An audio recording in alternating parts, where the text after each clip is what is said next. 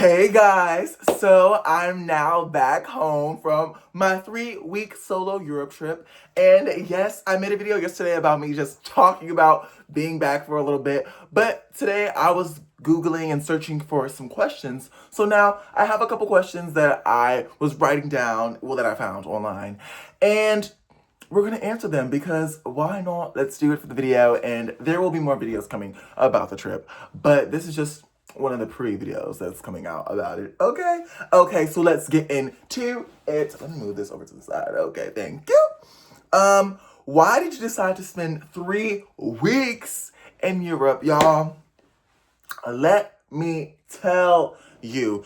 Okay, so boom. Now I'm just playing. I honestly have always wanted to travel to Europe. Like, I wanted to go. And yes, for the people that are commenting already, yes, I know it is a continent, and I went to certain different countries. I went to the Netherlands, I went to France, I went to Spain, and I went to England in the UK. So I went to 4 separate countries in Europe. And yes, I know it's a continent, but I'm saying it because I went different places on the continent. Yes, okay, boom. Anyways, but no, I've always wanted to go because I've traveled before to Asia. I went to South Korea.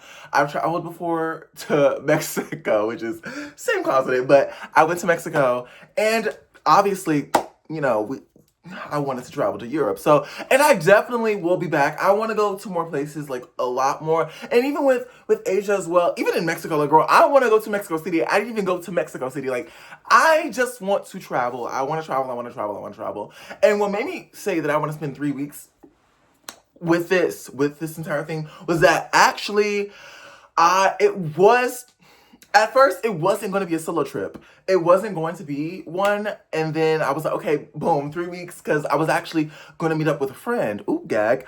But that we didn't actually end up doing that. So I was like, okay, you know what? I still want to do a 3-week trip. So let's make it a solo. Let's make it a solo.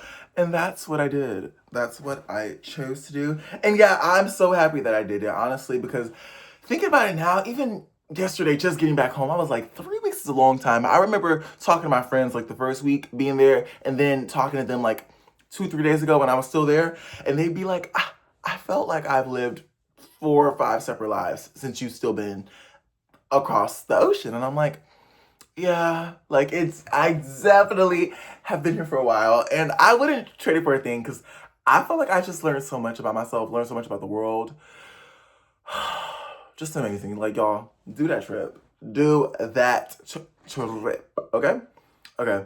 So, was the trip worth the money? Yeah, it was. Oh my gosh, that's like funny that. Honestly, I'm not gonna lie, I didn't even look through the questions before I uh searched them up, but yeah. What surprised you the most? Ooh. Oh my gosh, I feel like I'm literally in an interview and I'm like having to think on the fly because yeah, I am having to think on the fly.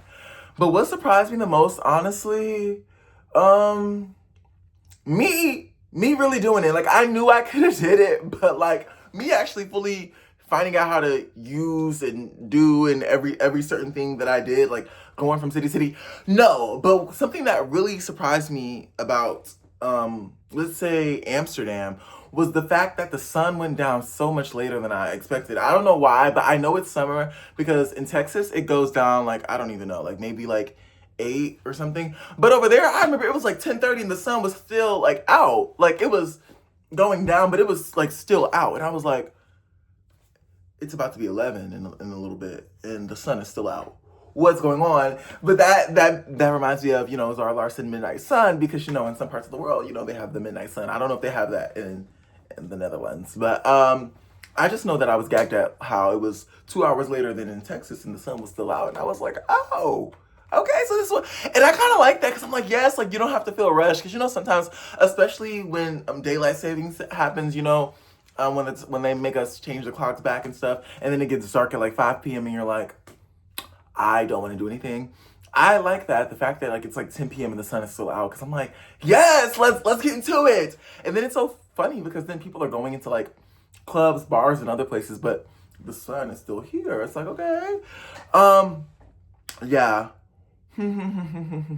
What was your favorite memory? Oh my god, favorite memory.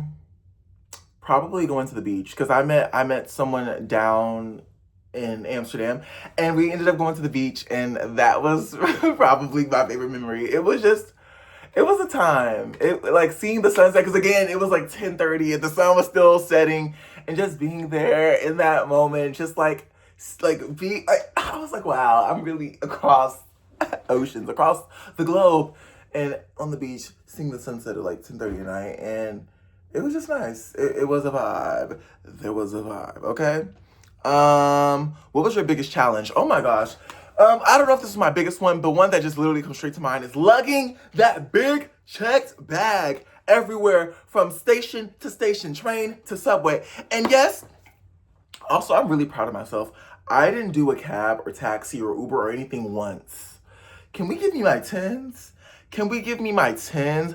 I didn't. Well, actually, I did in London, but that was different. That was my friend actually called it because we were. But that wasn't because of the checked bag and the luggage. That was because we actually were in the middle of nowhere. Because I was staying in rural England, like in like the country town, like an hour and a half away from London. So like that was like actually needed. Like we actually needed. Like there was no public transport. But as far as like literally me, like my solo endeavors with the checked luggage and all that, I didn't get a taxi or Uber or anything once, and I am so proud because I could have easily been on my easily like my like fine, yeah, can I get somebody to pick me up, or like just go on the app and boom boom boom.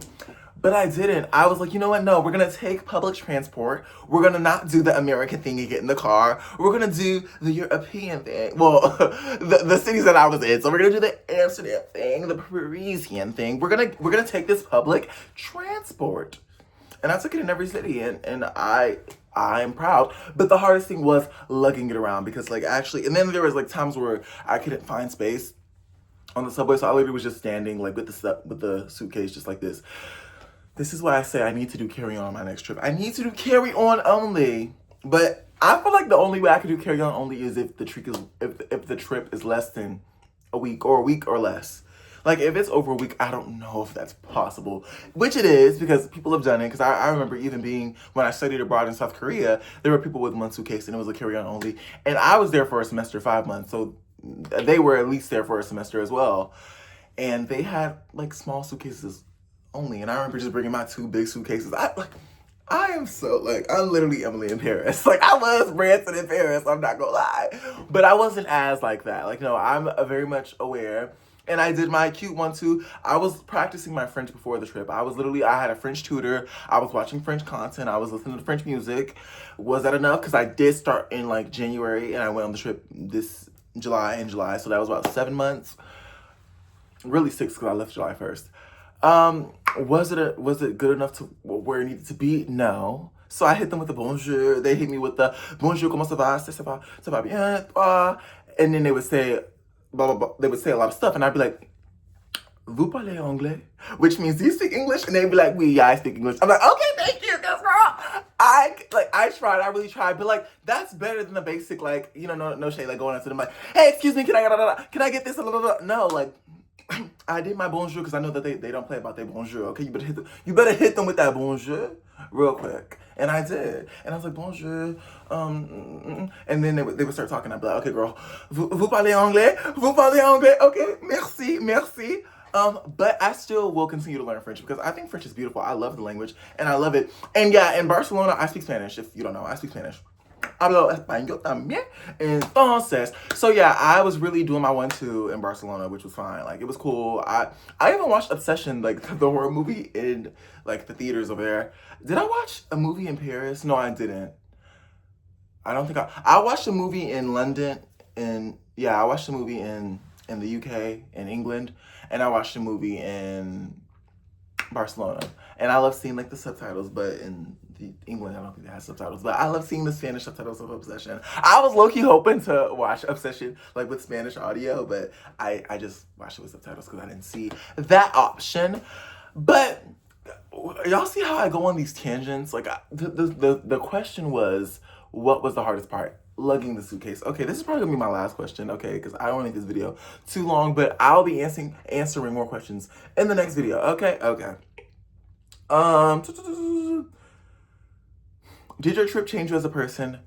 Yeah, but honestly, y'all, like, you would think, like, a 3-week my first 3-week solo trip would be like I'd be like, oh my gosh, wow. But honestly, like, I don't feel that different. Like, I am different. I've changed, but it's not like this like world renowned. Like, I feel like I was having that while I was there. I was like, oh my gosh, like this is crazy. Like, there were so many moments where I was taking visual pictures, but yes, it definitely changed me as a person. Made me stronger. Made me believe in myself more. Made me a lot happier, more content. Just to see life and people living. I just love it.